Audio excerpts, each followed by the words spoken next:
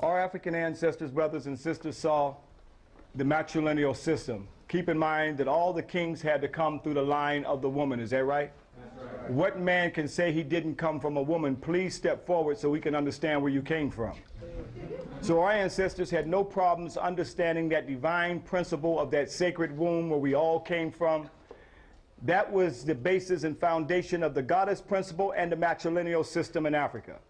And our ancestors saw, in order for the king to rule the throne, like you have Ashra here, the goddess Shashat. Here you see her in the tree of divine wisdom, giving the fruit of divine knowledge and wisdom in order for him to rule the throne. It had nothing to do with no tree of good and evil. The patriarchs who came from the north, the Hyksos and others, who had a misogynistic nature, a hatred towards the woman, could not conceive of a woman nor a goddess giving a man anything. And that story was corrupted. The tree of divine wisdom and divine life was corrupted into the tree of what?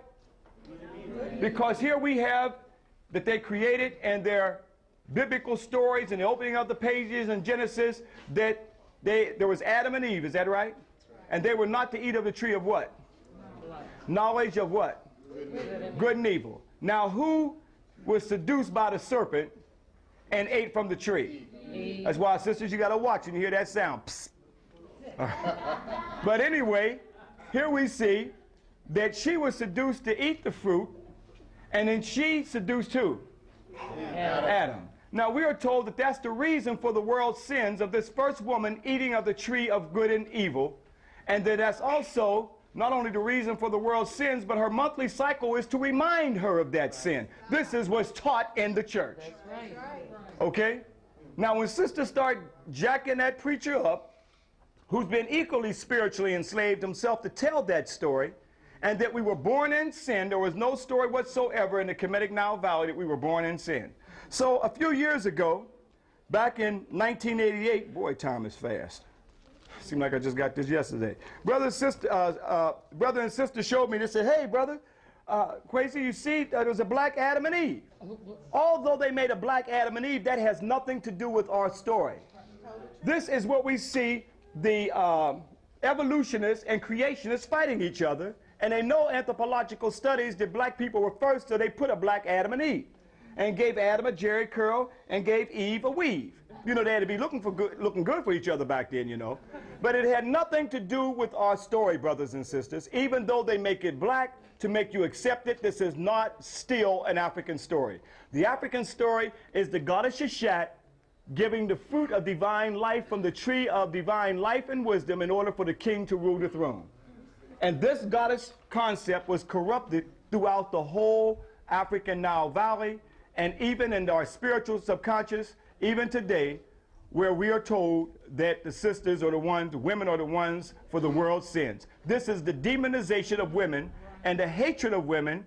This is part of the sexism that you get in the theologians. Even in Paul, it says that women shouldn't even speak in the church. But I'm letting you know that that is not the African spiritual way, brothers and sisters. We had a god and a goddess. That's a spiritual Ma'atian law that our ancestors saw. Okay?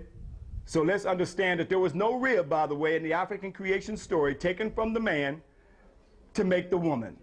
That didn't exist. They were created simultaneously. So we did not have no story, but all of us got a navel where the umbilical cord was severed from our mothers, where we all came from.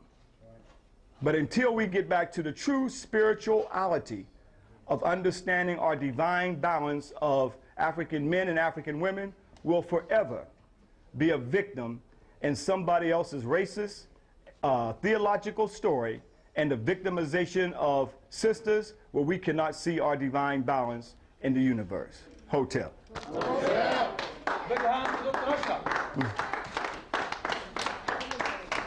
And you know the story is corrupted anyway, because as they said, there was only Adam and Eve, and then they created a son named who? Cain and Abel. And Cain went out to the land of Nod and found what? They haven't been able to explain that story yet. And then the racist theologians will tell you that was the sub-Negroid race. No, African people had a great kingdom long before their Adam and Eve story that they created and corrupted from the goddess Aset and Asar from right here in Kemet, right here in Egypt where you are. These stories are told. This is a book in stone. That's why they carved endlessly so it could not be revised. You see the Ark already back there. How could the Ark of Covenant, that the Jews say that Jehovah God is the portable God house, and you got it right here? That they're carrying? And we are taught to go to Jerusalem and not to come back here to Kemet. We look at Jerusalem as being the Holy Land, not Kemet as being the Holy Land. This was the original Holy Land. This was the original Taneter land. I know that may be hard for some of us, but 400 years of indoctrination, you have to look at yourself as a victim.